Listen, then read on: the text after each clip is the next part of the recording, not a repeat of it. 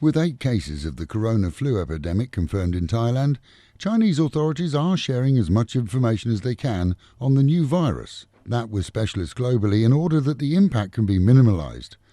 With the genetic sequence, that's the blueprint of the virus, now established, that in itself wipes out months of investigation, and it's hoped an antibody will be developed and usable within just 3 months, allowing vaccination.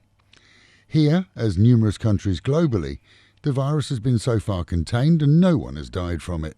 Far from it, as many have already recovered and been released from care.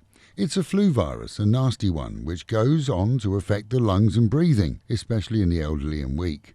Planned care programs have already been established here in Thailand, both in private and public hospitals.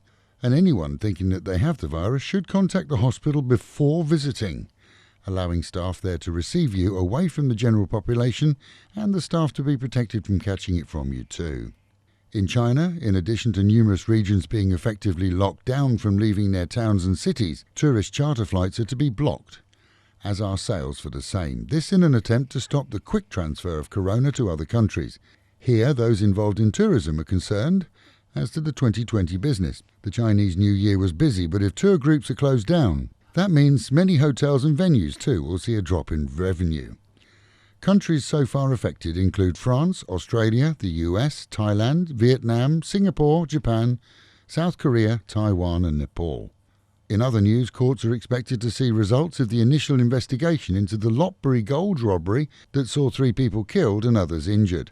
With the suspect now firmly affiliated with his crime, most of the money recovered, and the gun too, along with DNA, the until recent head teacher faces possibly the death sentence if found guilty. Meanwhile at home and in Pattaya, air quality in the region, including the city, has returned to a healthy level, a third of where it was last week. Thanks to winds, Pattaya registered just 46 this morning at 6 o'clock in the morning, with most of Bangkok still high but better than before at just 109, with only one heavy industrial area registering in the red at 160. Visibility too has improved here, so we're really back where it should be. Celebrations of the Chinese New Year continued as usual in and around the city. The 3-day event was well attended too, and was visited by many of the outer-towners who came to Pattaya and Nuklua especially for the event. And Cobra Gold, the multinational military exercise held here annually, will go ahead next month as planned. This according to the US Embassy. The Americans are just one of the participants, along with many other nations, and of course China too. And finally, with some good news.